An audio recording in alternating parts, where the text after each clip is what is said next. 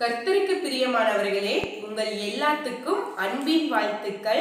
கர்த்தர் தாமே இந்த வீடியோவை பார்க்கின்ற உங்கள் அனைவரையுமே ஆசீர்வதிப்பாராக. கிறிஸ்தவத்துக்கே மிகப்பெரிய அடித்தளமே மன்னிப்பு. இப்ப இருக்கிற நாம எல்லாத்தையுமே ஈஸியா மன்னிக்கிறோமாங்க? ஆமா. கல்வாரி சிலுவையிலே ஆண்டவராகிய இயேசு கிறிஸ்துவை அறையும் போது அவர் பேசின முதல் வார்த்தை மன்னிப்பு. இத குறிச்சுதான் இன்னைக்கு நாம ஒரு சில நிமிடங்கள் தியானிக்க போறோம். அப்படி ஆகிலும் வசனம் சொல்லுகிறது என்ன என்று பார்க்கலாமா? லூக்கா 23:34 வசனம். அப்பொழுது இயேசு, பிதாவே, இவர்களுக்கு மன்னியும், தாங்கள் செய்கிறது இன்னதென்று அறியாதிருக்கிறார்களே என்றார்.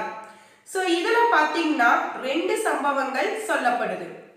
அதுல முதல் சம்பவம், அப்பொழுது இயேசு, பிதாவே, இவர்களுக்கு மன்னியும். இரண்டாவது சம்பவம் என்னன்னா, தாங்கள் செய்கிறது இன்னதென்று அறியாதிருக்கிறார்களே என்றார்.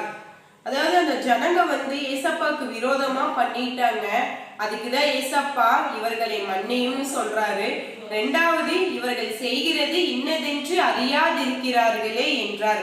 அப்படி என்னதாங்க இந்த ஜனங்க ஏசப்பாக்கு செஞ்சாங்கன்னு சொல்லிட்டு நீங்க யோசிக்கலாம். ஆமாங்க, நானும் சொல்றேன். ஒரு குண்டூசி குத்தனா கூட நம்மளால வலி தாங்க முடியாது. ஜஸ்ட் நம்மளை யாரோத்தர் நமக்கு ஃபேஸ் டு ஃபேஸ் அதாவது முகத்திற்கு முகம் எதிர்த்து வாதாடினா கூட நமக்கு கோவம் நாமளும் பதிலடி கொடுப்போம். உதாரணமாக பஸ்ல டிராவல் பண்ணிட்டு இருக்கிறப்ப டிரைவர் சட்டுன்னு பிரேக் போட்டு யாரோத்தர் நம்ம மேல மோதனாவே அவ்வளோ கோவம் யாருமா பின்னாடி இடிச்சது, கம்மன் இருக்க மாட்டீங்களான்னு வரிஞ்சு கட்டிட்டு சண்டைக்கு போவோம். வண்டியில போயிட்டு இருக்கிறப்பே அதே மாதிரிதான் எவனாவது தெரியாம இடிச்சுட்டாவே அதுக்கு கண்ணாடி உடஞ்சிருச்சு, அது உடஞ்சிருச்சுன்னு சொல்லிட்டு கத்துன்னு கத்துவாங்க. இந்த மாதிரி எல்லாம் நாம பண்ணுவோம். ஆனா ஏசப்பா அந்த ஜனங்களுக்கு எவ்வளவு நல்லது செஞ்சாங்க தெரியுமா? செவிடரை கேட்க செஞ்சிருக்கிறார், முடவரை நடக்க செஞ்சிருக்கிறார், இறந்தவரை உயிரோடு எழுப்பி இருக்கிறார், திமிர்வாதக்காரரை சுஸ்தமாக்கி இருக்கிறார். இந்த மாதிரி ஏசப்பா நிறைய அற்புதங்கள் அந்த ஜனங்களுக்கு செஞ்சிருக்காங்க. அப்படி என்னதாங்க இந்த ஜனங்க அந்த ஏசப்பாக்கு செஞ்சாங்க? அதுதாங்க நீங்களே யோசிக்கிறீங்க. பார்க்கலாமாங்க? வஸ்திரத்தை கலற்றினார்கள், முள்கிரீடம் சுத்தினார்கள். சாதாரண முள்கிரீடம் இல்லைங்க, அந்த கிரீட சுத்திலும் வெறும் முள்ளு முள்ளா இருக்கும். கோலை எடுத்து தலையில ஓங்கி அடிச்சாங்க. அவர் மேல முகத்தின் மேல காரி துப்பினார்கள், கன்னத்தில் அரைஞ்சாங்க, வாரினால் அடித்தார்கள். சிலுவையில் அறைங்க, சிலுவையில் அறைங்க அப்படின்னு முழக்கமிட்டார்கள். அது மட்டும் இல்லைங்க, மத்தேயு 27:25 வசனம் சொல்லுது, அதற்கு ஜனங்கள் எல்லாரும், இவனுடைய இரத்த பலி எங்கள் மேலும் எங்கள் பிள்ளைகள் மேலும் இருப்பதாக என்று சொன்னார்கள். ஒரு உதாரணமா சொல்றேன். இப்ப இருக்கிற மனுஷங்க நாம இன்னொரு மனுஷனுக்கு அவ்வளோ நல்லது பண்றோம், அவ்வளோ நல்லது செஞ்சோம். ஆனா அவங்க நமக்கு மாறாக நம்மளை தூசணை பண்ணிட்டு அவமானம் பண்ணிட்டு நமக்கு பின்னாடி முதுகுக்கு பின்னாடி குத்திக்கிட்டு இருந்தா நம்ம மனசு என்ன பாடுபடுது. மத்தவங்க கிட்ட நாம என்ன குறை சொல்லிட்டு அழுகுறோம். ஆனா நம்மளுடைய ஏசப்பா அந்த ஜனங்களுக்காக எவ்வளோ அற்புதம், எவ்வளோ நன்மை செஞ்சோம். இந்த ஜனங்க என்ன பண்றாங்க? ஏசப்பா எவ்வளவு நன்மை செஞ்சிருக்காங்க, எவ்வளவு அற்புதம் செஞ்சிருக்காங்க. இதையெல்லாம் வாங்கிட்டு இந்த ஜனங்க சொல்றது பாத்தீங்களாங்க? ஏசப்பாவை சிலுவையில் அரைஞ்சிட்டு கொண்டுட்டு போறப்ப லூக்கா 23:27-28 வசனங்கள் என்ன சொல்லுதுன்னா, திரள் கூட்டமான ஜனங்களும் அவருக்காக புலம்பி அழுகிற ஸ்திரீகளும் அவருக்கு பின் சென்றார்கள். இயேசு அவர்கள் முகமாய் திரும்பி, எருசலேமின் குமாரத்திகளே, நீங்கள் எனக்காக அழாமல் உங்களுக்காகவும் உங்கள் பிள்ளைகளுக்காகவும் அழுங்கள். ஜனங்கள் இந்த மாதிரி சொல்றாங்க, இவனுடைய இரத்த பலி எங்கள் மேலும் எங்கள் பிள்ளைகள் மேலும் இருக்கட்டுன்னு.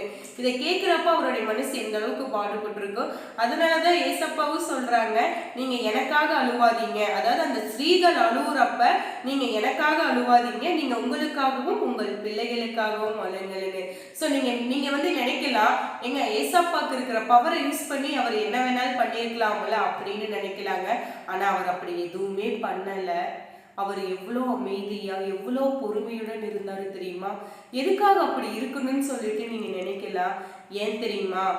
அவர் அந்த இடத்துல அமைதியா பொறுமையா அவருக்கு நடந்த அத்தனை அவமானம், அத்தனை கொடுமை, அத்தனை நிந்தனையும் தாங்கிக்கிட்டதுனாலதான் இன்னைக்கு இன்னைக்கு கிறிஸ்தவர்கள் ஒரு சின்ன தவறு நம்ம செஞ்சா கூட நம்ம மனசாட்சி உறுத்துது.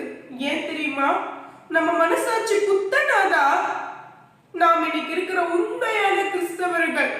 ஆமா, அவர் அன்னைக்கு அப்படியெல்லாம் செஞ்சதுனாலதான் ஒரு சின்னதா பொய் சொன்னா கூட, ஐயோ ஏசப்பா அன்னைக்கு அப்படியெல்லாம் சிலுவையில அறிஞ்சாங்க, அப்படியெல்லாம் அவமானப்படுத்தினாங்க அப்படின்ட்டு நம்ம மனசாட்சி குத்தும். சோ அப்படி குத்தணும். அப்படி குத்தனாதான் நாம தேவனுடைய பிள்ளைகள்.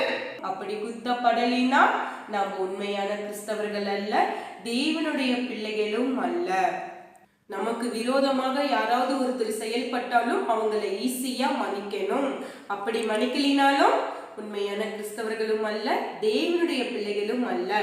அதற்கு மாறா ஒரு உதாரணத்தை நான் சொல்லி முடிக்கிறேங்க. ஒரு அழகிய ஒரு மாமரம் இருக்கு. அந்த மாமரத்து மேல நீங்க கல் எடுத்து போட்டீங்கன்னா அதற்கு மாறா அதுவும் அடிய கொடுக்காதீங்க, பதிலுக்கு ஒரு அழகிய மாம்பழத்தை தான் கொடுக்கும்.